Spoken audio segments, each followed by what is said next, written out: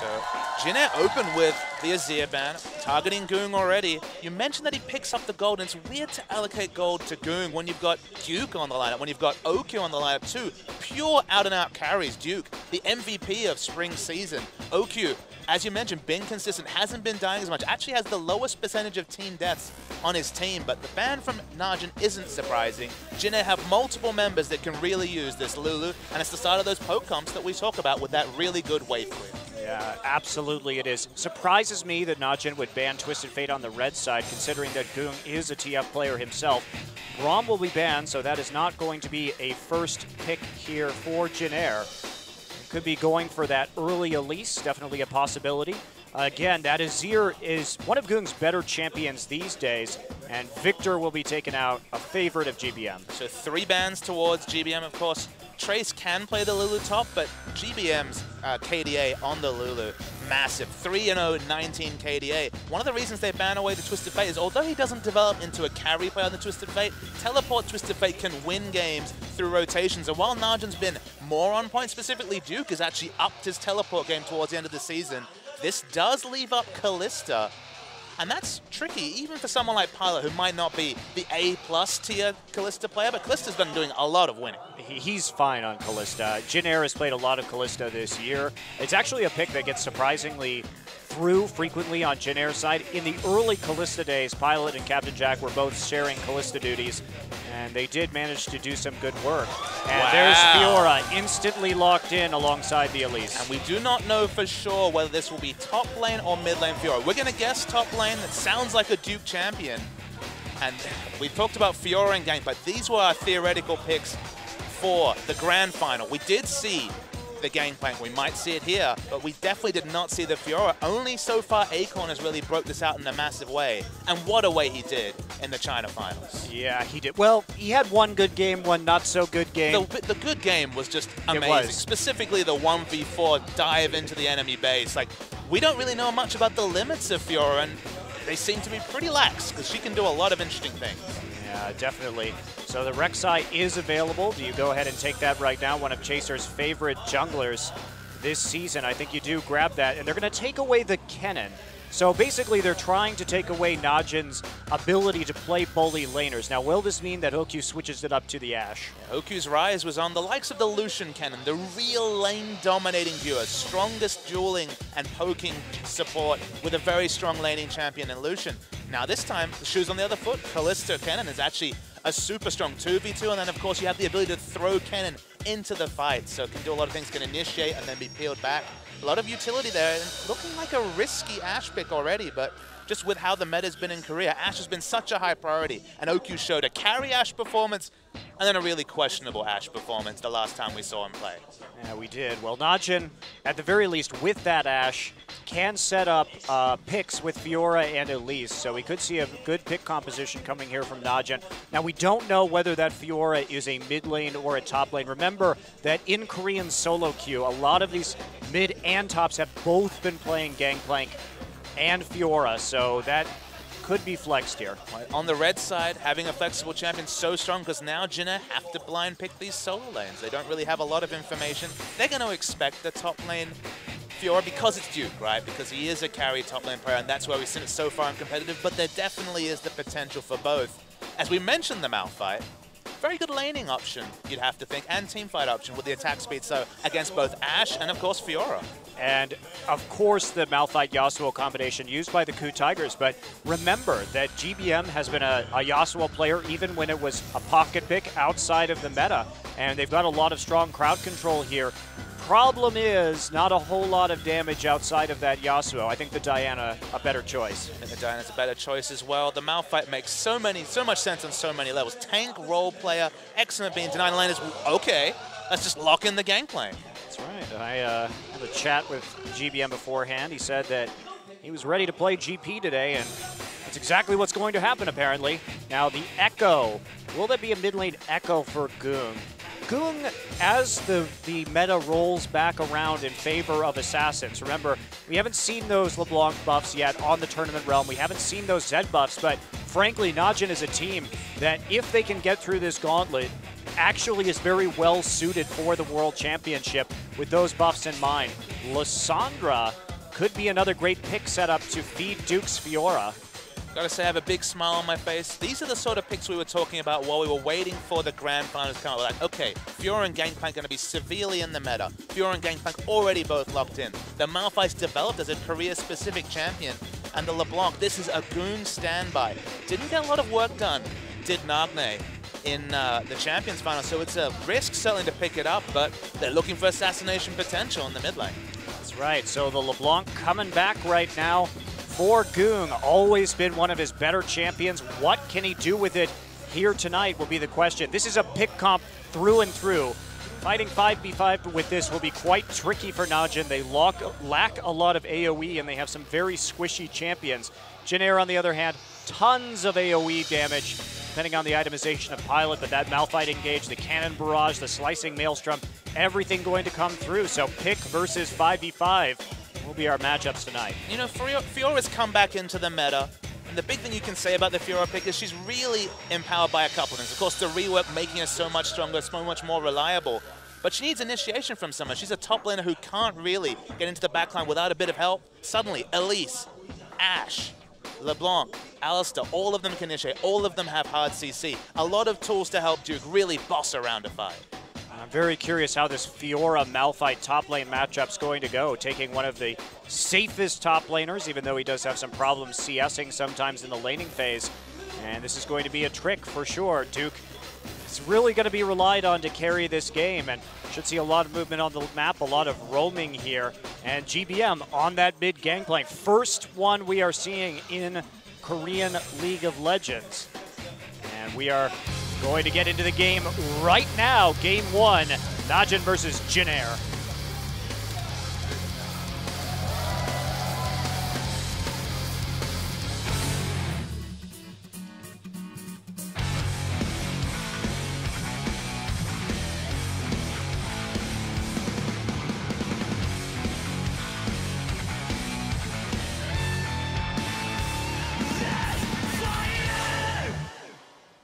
오신 것을 환영합니다.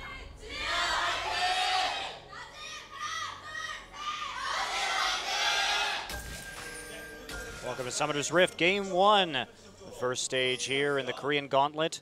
NaJin versus Jin, and we do see more of what we expected to see from 515 here than we actually ended up seeing in the final. That's the fun thing, is we talked about all these powerful picks. We said, okay, we've seen Faker playing these champions in the mid lane. Everyone's mixing it up, but we do see them locked in here.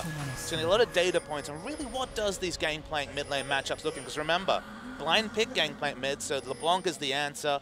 How strong is LeBlanc at the moment? Nagne, we mentioned, didn't put in the most impressive performance back at the finals, and the harass is going to be real. So only picking up 2 pots and not picking up a flask might actually struggle in lane against the Gangplank.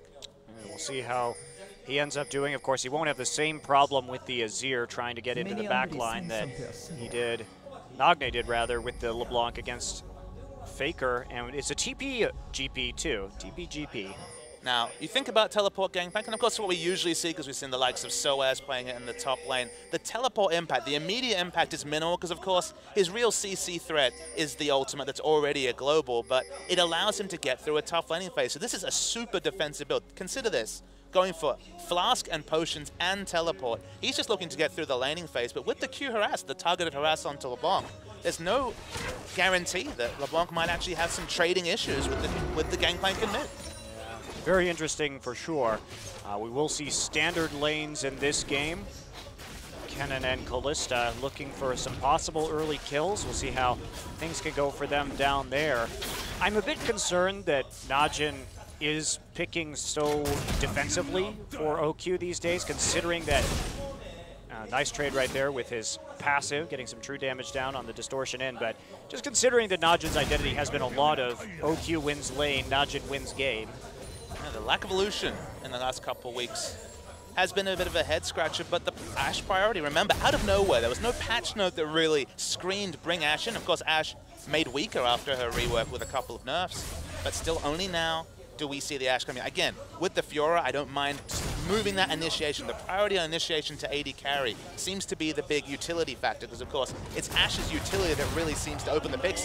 That was some really nice barrel linking there. Yeah, that's right. And some days Gangplank was a little disappointing in the final, particularly his build going for some more defensive stats with the Spirit Visage, when you really just have to go kind of all in on damage if you want to be effective. And in this case, another thing that Someday was really lacking was good barrel linking. Part of that was SK Telecom really shutting it down the instant it happened by killing the kegs first. But part of it was also Someday being a little bit slow. So I'm excited to see what GBM can do with this particular champion. And both of us have obviously been impressed with Soaz from Origin. Very much. It's really smart, specifically with the barrel linking. It's just when you do the theory crafting about what the barrels bring to Gangplank as a champion, it gets you really excited. You think about the fact that, of course, Gangplank's Q, it's about 600 range. If you really get the overlapping circles on the kegs exactly right, you can extend that range to 1400 with 60% armor penetration and bonus damage. I know that's a lot of numbers, but it basically means that you can really superpower you and you're just doing damage in a huge AoE, and it really sticks once the Trinity Force, the Infinity Edge, and a bit of armor penetration comes into the build. Yeah, absolutely. And you know, he's a champion that offers so much zone potential too around objectives, choke point control. He's very, very strong in the professional scene. That was with just Cannon Barrage. Now with the kegs as well, there's so many no-go zones against a Gangplank and a Cannon and a Malphite. Team fight positioning for an Ashe, my goodness, so many things to consider. Yeah, definitely. I'm a bit concerned about this draft, though. Taking the Fiora so early, I don't really see that as a champion that Trace is likely to play. Not really Trace's style, and Jinair has a pretty defined style of Trace is going to play low farm top laners, Lulu, Rumble, Maokai, and Malphite makes sense, but other than that, putting Trace on the carry champion just isn't something that Jinair likes to do most of the time. More than 2/3 of the time, 71% of the time, Trace was on Maokai or Rumble. These by far the two synonymous champions, but Malphite's the most natural extension of that champion pool that there could ever be. It's another tank. It's so interesting to watch this matchup because you think about it on a very simple level. It's an 80 attack speed champion against an armor stacker. So it sounds like it's going to be landslide in the advantage of Malphite, and that may still be the case. Maybe Fiora won't be able to get through, but the addition of sustain and true damage when we're talking about hitting those weak points that of course come through now on Fiora, there is the potential this matchup might not be as tricky as we thought for the Fiora. And if she managed to make it a farm lane, she's probably pretty happy. We'll see how it works out. I'm still a little bit skeptical about that one. I think Fiora has many good matchups, many better ones than this Malphite, but we'll see what Duke can do, because he pretty much has to go off in this game. They're really, really relying on those picks. You see GBM just going to TP right back to that mid lane turret, and just keep on farming right now. So Jinair, double flask, just wants to keep on scaling to that late game. And that's where Jinair's going to have a big advantage. If they come into the late game even and they can force an objective like Baron, NaJin doesn't really stand much of a chance in a 5v5 unless there are some pretty large team fighting errors. NaJin just need Ashe to do damage in a late game situation with all the aforementioned backline threat. Just hard to see how they engineer that without snowballing a big lead. Whether it's a split pushing advantage, whether it's a dragon advantage, they need a lead in some objective, otherwise they will struggle in the late game. Absolutely. Well, no movement yet. GP. Doing GP things. Yep, level 6 right now. So able to affect any kind of ganks. Mostly just farming here in the jungle early. Nice deep wards in there, courtesy of Watch. Trying to control this top side right now. Give Duke a little bit of time to recall. And one ward cleared out of the river, but it was pretty passive laning phase. And Jinair is going to be quite pleased with this overall. Level 6 all-in trade, GBM. Able to sustain through, has the oranges, has the flask, had some potions as well, so pretty comfortable in the mid lane, using the barrels just for a bit of vision. And yeah, the farm game seems to suit them, so expect NaJin to make some aggressive rotations specifically around the dragon. Otherwise, farm game doesn't seem to suit them when you've got the likes of LeBlanc in the mid lane. Absolutely. Well, also those barrels on the sides, just adding a bit of slow in case there's a gank right there. Can just use the parlay to trigger them. He sees anything that might concern him, so very interesting use of those barrels, considering that it's been a relative rarity to see a mid lane Gangplank since the rework. Only a small data set, we're going to maybe see much more. Of course, still a couple of patches away at the World Championships, so hard to say really where the medal will shake out by then, but can confirm that I believe all matches left in the OGN season, which of course are the 3 career qualifiers, and next week the promotion and relegation games will be played on patch 5.15, so no 5.16 and onwards hijinks just yet. Yeah, I'm quite happy about that actually. Those changes probably shouldn't come into the professional scene until the World Championship, and we have a chance to see a couple more patches with all of the changes that have been made. It's going to be a crazy game then, you know, when we're just debuting on the world scene, 5.18. It almost feels like we're back in Season 2 where Taipei Assassins managed to hide their strengths until World Finals. Which team is going to be the smartest at finding scrim opponents, about taking advantage of just a patch that has so little information on the competitive scene? That's certainly going to be a major factor. Duke, of course, building into the Tiamat. If you guys don't know about, you haven't been watching LPL and you haven't seen the top lane Fiora, the typical build here is going to be Tiamat and Hydra into Essence Reaver. That's what most players decide to go with. So if you see it in solo queue, it's not a troll Essence Reaver, but it just mana sustain's actually quite a big problem. So of course an auto-attack based champion like Fiora will get that mana passive quite a lot. It builds well, it builds out of the same recipe components as say a Bloodthirster, so quite comfortable there with the BF sword. So the sustain and the cooldown reduction just so necessary. The kit really craves 40% CDR, so even though it's only 10%, getting the CDR is important. It's going nice little evasive maneuvers there. But in GBM, this is just the reality of this laning phase. Going to get poked out, but if he can keep this farm advantage up, almost 10 CS up, farm advantage and no deaths as Gangplank versus LeBlanc, it's going pretty good for GBM. Yeah, it is, and I really love the way he's playing around this lane too, just dropping those barrels on either side, like you said, for vision, but there's also, if you're farming back towards your own turret, a chance to really just chain those barrels together and harass them if they move too far forward. Duke going to try and go in right here, but Trace easily able to back off. You can see that with the passive, actually able to do quite a lot of damage, true damage, and also the sustain coming through. Duke is winning trades against a Malphite, and this is a matchup that pre-rework would have been awful for the Fiora. It's still not the best, as you mentioned, but it's getting better, and watch, looking for a gank. Yeah, Warden Tribrush, you really can't gank this one. Just trying to push him off the turret right there. Don't want to risk diving. That's going to happen. There's the unstoppable force. It's a big damage coming in off the Cannon Barrage. Chaser in from behind. Chilling Smite goes down onto Duke. There's the lunge, and they're not... Ooh, that was a terrible flash. Both flashes. Chaser not respecting the decreased range on the knockup that was put through a couple of patches ago, and then Trace very optimistic with the flash Q. Not really sure what they really hoped to get there, but the result, I like the initiation from Trace when they were tanking turret, but everything afterwards, I don't know. That was a lot of summoners used. Now, summoners used in the top side too by Duke and Watch, but could have had that flash advantage for sure, and there's just not enough follow-up damage. Of course, Chaser going to be building the Sunfire, and Trace building Frozen Heart first, so not really sure where they thought the follow-up damage was going to come from with the Cannon Barrage already down. I'm super surprised to see the Frozen Heart Rush. And that might, some of the fans might think, okay, but it makes so much sense. It's a reduced attack speed against Ashe and Fiora. That part's fine.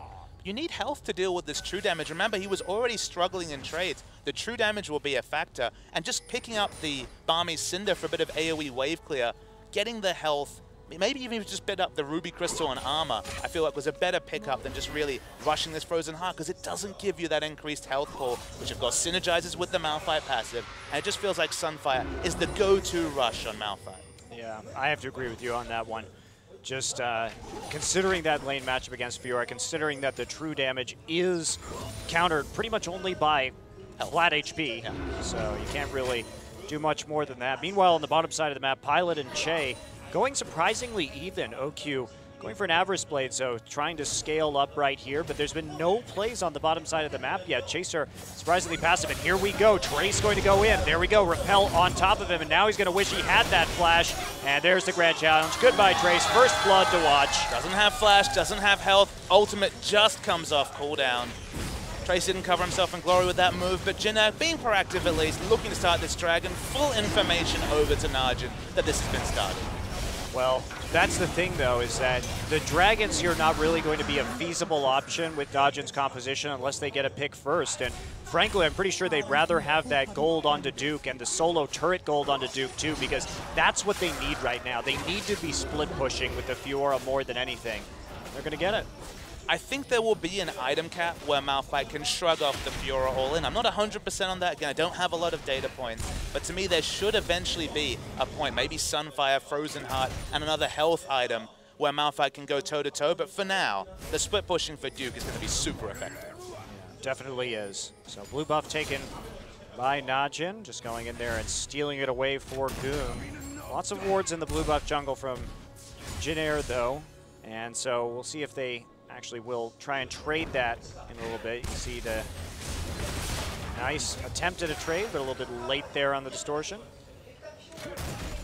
This is a game where you really have to appreciate the matchups to know how they're going. So the fact that it's a LeBlanc who really craves early lane control, who really needs to get a snowball lead, whether it's kills, whether it's denying creeps, is behind, means that GBM is doing better than expected. GBM's having a great time in the mid lane. Looking at bottom, Callista Cannon, one of the strongest 2v2s that can really be fielded, but Jin Air's not known for dominating the laning phase. That's very much an OQ and pure, usually on the champions like Lucian and Kennen special. So the fact that Ashe is now about 18 CS behind, of course, his left lane and is now picking up the Krugs, but if she can keep within 10 CS, she also is doing just fine in this laning phase. Absolutely. And just no punishments. I mean, one of the few times we see a Callista plus a bully support lane where there haven't really been any ganks or plays or dives made in that bottom side in spite of double TPs. In fact, Trace has that TP advantage right now. Certainly could try and do something up against this Ashe. Of course, Ashe Alistar is very difficult to dive, absolutely. But they have the tools to try. I guess the surprising side comes from NaJin. You think about Jin Air, this is a defensively minded team. Both Trace and GBM consistently are behind 100+ gold at 10 minutes, just looking to farm out the laning phase. GBM on trademark champions like Lulu and Xerath, Trace on the likes of the Maokai Rumble. This is very much a Jin Air speed game, and we think back to the last time we saw NaJin, came out all guns blazing, beat the, I believe it was the Ku Tigers in game 1, yep, and then fell away in that series. They were really taking it in what was a critical match for them, and that ended up paying. They ended up paying for that, specifically in the third game, where just over-aggression was their downfall. This time they've drafted aggressive. They've got LeBlanc in the mid lane. They've got a strong ganking jungle in Elise. But just in this stage, in this must-win stage, they're playing really passive, which is just not what we expect from the NaJin lineup that really had a surge towards the end of this season. Yeah, not a lot of roaming either from Goong. In spite of the fact that Jin Air's dual lane has been pushed up for most of this game, and you know, GBM, he plays back, generally speaking. He likes to play next to his turret. He's a very stable mid laner. You know what you're getting with GBM is very defensive laning, and that sometimes opens up the map, but not this time around. Goong just sticking there, farming forever in mid. I know we've had our disagreements about where GBM rates in terms of top mids in this league, as we're finally seeing another duel, but with the level and item advantage, really nothing Trace can do. But I don't think GBM's a bad mid laner. He is what he is, Duke. Yeah, gonna go in right there. There's the slicing maelstrom. They're gonna try and get him. Ignite goes down, and that's going to be a kill for Che. Chaser zoning out Watch right there. Not enough vision to justify pushing that far forward. And you say that, there's a lot of vision on the map, just not used. Yeah, well, he couldn't see Kennen coming in right there either through the lane. So there was that possibility of the lane gang coming in, and you do have to respect the many angles that Rek'Sai could come out of. But with 3 wards in the area, still fell to his death, and NaJin playing around their point of pressure. They took the last blue buff, they have the turret down. I like what they were doing, but just it appears just not in a robust enough way, because now Trace gets to push out, go back, finish the Frozen Heart, and theoretically get back into this lane, or inch back into this lane. Gonna have to give up the cannon minion, though, as he does see Watch waiting in the brushes, and he knows Duke's TP is up, and this is Trace, too. Trace is a player who has exceptional map awareness. When it comes to decision-making around safety in the lane, he so rarely dies in the laning phase. Did die this game, that's atypical, but just plays a very conservative lane, will choose to lose CS and waste the jungler's time rather than try and play aggressively for the farm. I know another player like that. His name's GBM, Monte Cristo, but they're both on the same team. And the greatest irony is that we talk about roster swaps in Champions. One of the ones that you always put forward is GBM to NaJin, because NaJin have a carry top laner, NaJin have a carry AD carry. They have the mindset of picking up a lead, of hitting that flame horizon, of getting ahead. Surely a defensive laner like GBM might actually suit NaJin to a team. Yeah, well, I definitely, it's been my theory for this entire year so far, is just send GBM to NaJin, see what he can do, because what does NaJin need? They just need, like you said, defensive mid laner, one with a wide champion pool. GBM doesn't have problems picking up new meta champions. Here he is. Yeah. On the gangplank. You know he can play that Fiora mid. Definitely a guy who can mix it up. So, bit of an irony that they're playing off here today, but Jin are getting this passive laning phase they yearn for. And man, gangplank, when he hits 3 items especially, can really go off in the late game. Yes, he can. Well, Duke just going to poke his head in right there. Attempted steal, but the wards will allow GBM to safely walk in there and take that blue buff, so not another denial coming in. Pilot has the Blade of the Ruined King. Looks like he will be going into a Hurricane next, and that's what they really need. They need that damage. I think it's the right build. I'm not always the biggest fan of Blade of the Ruined King first, but when you're against a Fiora specifically, any melee carry like an Aurelia, you want the Blade of the Ruined King to help with your kiting. As the damage trades, you can see, slightly going towards Duke because Dragon is on. So once again, Jinair taking a hold of that Dragon and taking it down. There it goes. So 2 Dragons up already. Jinair going to be quite happy with that this early in the game. And Duke not having such an easy time against Trace anymore. Watch going to come in, take a turret hit to the face. Che just waiting there for a possible dive. They want him to try and make some sort of play. And this time you can see that NaJin learning from their mistakes. This time, Watch is already there when Duke presses forward. They want to put the pressure. Finally, Goong on the roam. Che is waiting.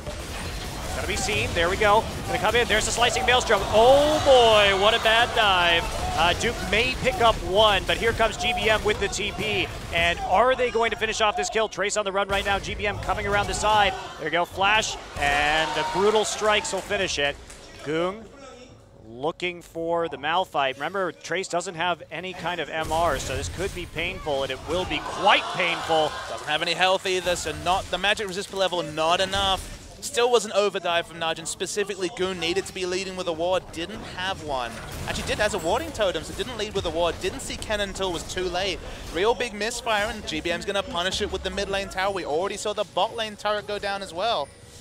Goon really needs to make them pay, but realistically isn't going to be able to take out this inner turret. No, he's not. Especially he watched GBM walk out of the mid lane, so he starts to be concerned that that could be turned around. But yeah, Goose comes around the side, and Che already gets into position by the time the slicing maelstrom goes down. Even though he's super squishy, it doesn't matter. The damage was dealt. Just specifically getting the stun under the turret. Duke eventually dies. Much more slippery on Fiora now that the Q is not a targeted dash. Now you can just go freely away as a defensive mechanism. But Che has really made the difference on these roams. Yes, he's been there every time, and you, like I said, you could see that Watch had a different idea. NaJin played that push correctly that time, but they didn't account for the fact that the Kennen was waiting there, caught off guard, and pulled the trigger a little bit too eagerly when they couldn't see the Kennen on the map. You'll be pleased to see that GBM has been cribbing notes from SOAS. His build, of course, was the Yomu's Ghost Blade, Trinity Force, and Infinity Edge as the 3 damage core, and with the Avarice Blade in the infantry, looks like GBM's a fan.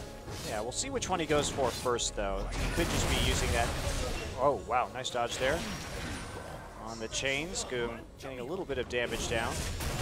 Not enough to make a terribly large difference. So you were talking about using it for income, like the good old Gangplank days. Many Avarice Blades and Fairy Charms as possible. But with that longsword, probably, you're right, is going to be kind of brutalizer into Ghost Blade. I do miss Philosopher's Stone sometimes, Mr. I do too, buddy. As a mid-Gangplank player myself, I do too. Where was your sweet spot? How many of them back in the stacking days? 2, 3? Yeah, you only need 2 for the Gangplank. 2, then an Avarice, 2 Avarice, couple of Heart of Gold. Good days. Good times. No, that was actually terrible. It was a horribly boring way to play League of Legends. It was good for Gangplank, though. Nostalgia, that's how it works, Monty. Everything before was better. No. That's why I laugh. People will say, well, Season 2 was the best. I'm like, you don't remember how boring Season 2 was. No, the AD carry mains are the loudest ones. Have you noticed? They're all like, it was the best. It's because the AD carry position was horribly broken. Remember that green part? Good times. Yeah, that thing was quite skillful to use. The win more button. Okay, we have Zeeks for that now. It's true, but it's not something the AD carry gets to pick up. And yeah, even better for the AD carry. They don't even have to spend money on it. yeah, that's true. Supports also don't miss Season 2. I guess they liked 10 pink wards on the map everywhere, but having gold is nice too. I think Oracle's supports. Which oracles though? The forever oracles or the 3-minute? The forever Oracles. The ultimate windfall. Green pot for the AD carries, Oracle's elixir for the supports. Interesting. Duke actually going for the Black Cleaver instead of the Essence Reaver this game. So still gets that cooldown reduction, still gets that armor. But gets the rage passive, so on a melee champion especially, the movement speed and just the ability to get around the map now might have sustain issues, so maybe you'll look to pick up the blue buff. You know, they have been contesting that blue buff because they took out the early turret, but from our experience, you need some sort of mana regens, whether that's a Sheen or just the Essence Reaver like we talked about, to make this champion work, specifically in the late game. So just trying to farm up as much as possible, get out. He has accrued quite a heavy CS advantage in this top side so far, but he's got to do more with it right now. Jin with that slight lead is a problem for NaJin as they start to approach another dragon in just a few minutes' time. I mean, jeez. That was sick. GBM is really good at using these barrels. I love the way he's playing this lane. Now, he's good at using the laning barrels, but the crazy thing about this champion is you need to be smart about positioning them when you're baiting objective. If you're for, say, the pick comp, you need to be smart defensively using them. You need to be good at chasing with them because, of course, they can extend the range of your parlay to get a running enemy. But the laning barrels, A+. Gets the check mark for those, at least. Well, especially against a slippery champion like LeBlanc. That is not the easiest to achieve. Those kind of barrel hits, you have to be very fast. And Duke going to try and face tank this one. He has to get out with the lunge because he doesn't want to get ulted underneath the tower. It's been happening very consistently. No cannon there this time, so he'll be relieved about that. First two dragons have already gone over to Jin. And I don't need to explain to you, Monte Cristo, how bad it is to have a pick comp and be behind in dragons, because the catch-up mechanic really isn't there in the late game. I think it's okay if they had gotten more out of this top lane split push, but they couldn't actually pull. Well, there we go. Got to get another turret. But where do you put Fiora now is the problem. You put her killing the inhibitor, preferably. That's what they would like. That's true. It's true. But it does put more and more burden on NaJin to continuously deport the top side of the map, and that's going to lose them control of all future dragons. So it is a bit of a problem right now for NaJin what their next step is. GBM must be sitting on a mountain of gold between the +8s and an AoE from the cask and also just the average speed. He hasn't shopped in a good 8 minutes. Bit risky when they're looking for that all-important third dragon to be behind and sitting on, I would guess, around 2,000 gold. Well, I don't know if they can actually realistically contest this one. They're going to try. They have that bottom turret down. Fiora they have has a lot of AD. Have that wave pushed forward, but this Fiora, if they can find someone. However, NaJin's warding has been, most of their wards were placed in the top jungle to protect Fiora. Now they haven't been setting up for this dragon that is now live. So how are they going to get a pick right now? NaJin has learned about not face-checking Malphites, so maybe they'll respect the Malphite this time. Have they? Have they, Papa? I mean, there was actually a ward there too, so I'd really hope so. Try and clear this out just a little bit more, landing that barrel in the brush. And then taking out the pink ward. So this looks like it should be pretty uncontested. Fiora may try and push up the mid lane right here, and that's what they're going to do. Will be secured by Kalista once again.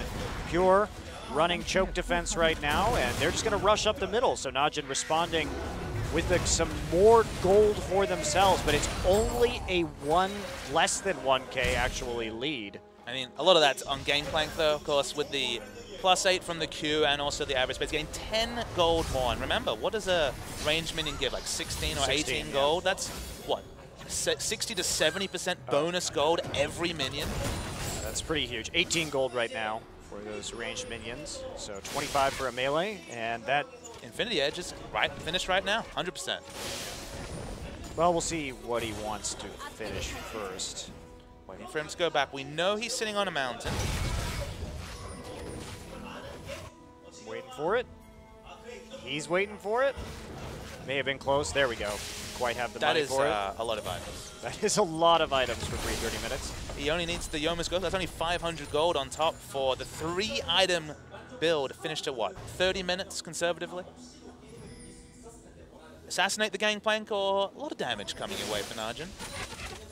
I don't know where NaJin goes right now. They have to start seriously setting up some arrows and some Elise cocoons to make the picks, because otherwise Jin is simply just going to choke them out around these dragons. There's not enough vision to really do much right now. The Fiora is trying to get some more turrets, but that's just not enough of a gold lead. And the thing is, they've been doing the right kind of thing. They understood, okay, get a lead on our top lane, and he needs to be able to split push, take some turrets down. They understood that they had the control advantage in mid, but they're doing the minimum. They got the inner turret to swap for the third dragon. The dragon control got them a turret, and then very much later an inner turret. They needed to be pressing these advantages 5 minutes early. It just feels like they're behind on their timings, and now it's just on Jin to make them pay with the team fights. Well, the big part of that too was NaJin failing to put the pressure on the top side in 2 different ganks or trading evenly. So that's not setting up for the actual aggression properly, and not pulling off the plays has slowed down or perhaps even nullified their snowball in this game. And my God, GBM is getting so scary, and he's the guy you can't pick off. You have Ashe. Good luck trying to track him down. Say that, I mean, even if he cleanses the first CC, the burst damage will take him out. He's a very low health fortune. It's mid-range for a melee champion, but he's got no magic resist unless Chaser is sitting on top of him. So he is assassinatable, but you're right, it's hard to pick him out of position. But they just need to put all their focus fire on killing GBM, because he is utterly incredibly strong. Yeah, absolutely. He's going back for the Yomus. Gonna finish that right away. That should give him some more, of course, damage, but also help him dodge some of these skill shots with that burst of movement speed. So think about this. We talked about Rage Pass of Fiora. Of course, same story with the Trinity Force. Activating the Yomu's Ghostblade to get the extra movement speed. You're running so much faster than your enemies that hitting those fadeaway casts, sniping people with your powder keg is actually very possible when your flat movement speed is just so damn high. Scary situation. Oh my goodness. All right then. All right, random arrow kind of come in. They're looking a little bit desperate to make these picks at this stage. That was such a Hail Mary. Sure, they had set up for it. They had some backup in that mid lane to follow up, but now with that threat down, Jin are going to feel a lot better about sieging. Trace 2 levels down on Duke right now, and that's the real story, of course. Duke about to pass that flame horizon of 100 CS. However, it's not really the most impactful against Malphite. Does it actually matter? I mean, Malphite doesn't need that much CS to be effective. Their reliable initiation, though, is Trace, and he's caught slowly losing his turrets. Realistically, he can't do much more than that without help. The only other initiation is Cannon, and a support Cannon running at you. Very rarely going to get the big initiation, might even get assassinated, but falls low. They need to get this teleport play, so the longer it's like this, where Duke is slowly chipping away and taking inner turrets, that's really all NaJin can hope for, and that's kind of the worry. Yeah, that is a concern. 4th dragon coming up in a minute and a half, and here we go. Hello, Baron. And there's the Hawk Shot coming in. They're going to know this is going down. What is the call going to be? It's nearly dead already. Pilot has about 1 billion spears in that thing, so it's going to be taken in the end. You can't steal that Watch, and that's going to be a free Baron. So Watch has been good with the mechanics, not so much there, as trades very even between Trace and Fiora, but notice no real health items out of the Spectre's Cowl and the Balmy Cinder, so purchase is going to come in very soon, and with that Sunfire, it's going to start to tip towards Malphite, at least in terms of keeping it competitive in the split push. And we'll see if, nope, he's going to go for Randuin's next. GBM not having used that Cannon Barrage on the Baron take, but because Duke was so close to Trace, there was no real possibility of a teleport right there to fight at that Baron. Banner of Command now up for Che. Uh-oh. Oh, and he's going to get the Slicing Maelstrom up right before he dies. Holy cow. And goodbye, Goong. He's going to get tagged at the end of that one. Wow, Che barely living through that, getting the stun down in the nick of time. That was clutch. Che was saved by the lock at Monte Cristo. That health was so damn important. This is a Baroned up minion, a Banner of Command minion as well. And they're going to keep pushing. They are just moving this wave on forward right now. And here we go. Damage down onto the turret as Jin looking just to push this home right away. And Watch barely out of range of that parlay as GBM comes in looking for the damage. Just going to zone him off, take an inhibitor, and back right away. Jin looking pretty good this game. Now, Jin are looking so much better than the last time we saw them. saying something given they beat the Coup Tigers, but just given their downward trend in the second half of the round robin. We built up this Jin Air team as a realistic contender to stop SKT's win streak at the time. That was just around the second half of the round robin. It was one of the last matches of the first half. They fell down. They fell away as a team. They didn't even make it to the finals qualifiers. You can see how close it was. Wait for the Locket Shield is what really saved him here. It would have gone down to the Ignite. Lives though, and then Fate's Call. See you later. Yep. Taking him out and into that stasis, making sure he's going to stay alive, and there's no possible follow-up. Now, Jin Air, one of the things, too, that has been such a problem for them, not only this season, but this year, has been engaging team fights. They have looked super uncoordinated, one player going in, one player going out, never on the same page. But today, they really have looked like they trust each other, maybe for the first time this year. And happily for them, Malphite's in the meta, and look, this is a champion who's synonymous with the lower brackets of ELO, just because initiation's not easy for anyone, especially in the lower brackets. People never know about initiation. Champions like Ashe and Malphite, both representing this game, are so transparent in that this is the go button initiation. And the fact that Malphite fits the meta and gives them initiation from the top lane that isn't a teleport flank from the likes of Maokai is something good for the Jin Air Green Wings. Yeah, it is. We haven't seen that big Malphite initiation yet, but it's certainly there, using Kennen well enough for the time being. And here comes the Siege. Everyone on Jin Air. Well, here comes the Siege Minion. Wait, where are you going, Siege Minion? No, why? Baron fell off, so has to walk a little bit closer, but they're going to get that. Look at the side wave control, too, building up a huge wave in the bottom side, coordinating their push around that. Think about the words we're using about Jin Air. Coordination, the meta coming back to their picks. It was just really intriguing hearing that they've been scrimming for so long. Last played on August 7th, back to the scrim box on August 10th. That's 22 days ago as the poke strong from GBM, but this team was raring to go for this match, their next competitive match, potentially their last for the year if they don't win. And at least in game one, okay, they were given a long leash by a team that really should have snowballed further, but at least they're all playing together, which is more than can be said for Jin Air for the majority of summer season. Yeah, definitely true. So GBM setting up those barrels, and if anyone tries to defend this turret, get on top of the 80 carry. There's a, okay, he's going to W that, so no problem right there. Trace going to eat a stun too, but it's not really going to be enough. Jin Air just continues this merciless pressure. And another thing, Jin Air just hasn't looked clean in closures, but they're smart and they're right to keep putting pressure on right now. They're not backing off. They're trying to drive it home as soon as possible. That's why it's important that we keep drawing attention to this side minion wave push, because they were not able to engineer this. Multiple games where they got, what, 3 Barons, a couple of 5th Dragons, and couldn't close out a game. Didn't want to dive, didn't have initiation. Trace takes a lot of damage. It's going to be fine. It's going to dissuade a dive, though, and buy time for a NaJin team. But to what end? Because the Ash Arrow, it's not going to do you just for sole initiation this game. They're actually going to lose 2 turrets off of this minion wave. So low.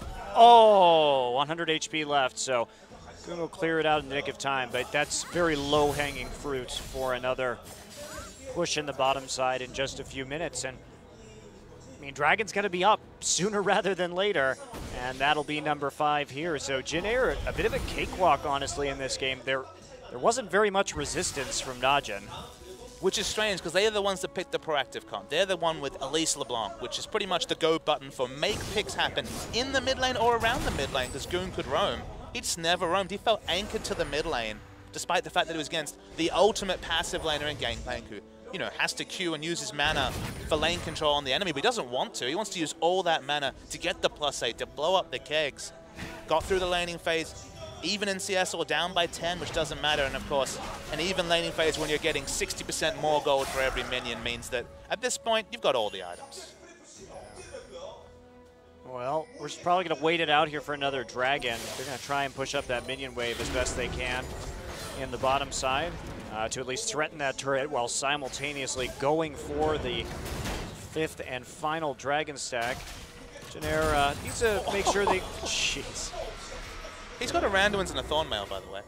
Of course, the Thornmail not doing very much when it's got 60% bonus armor penetration from the explosion, but that's something.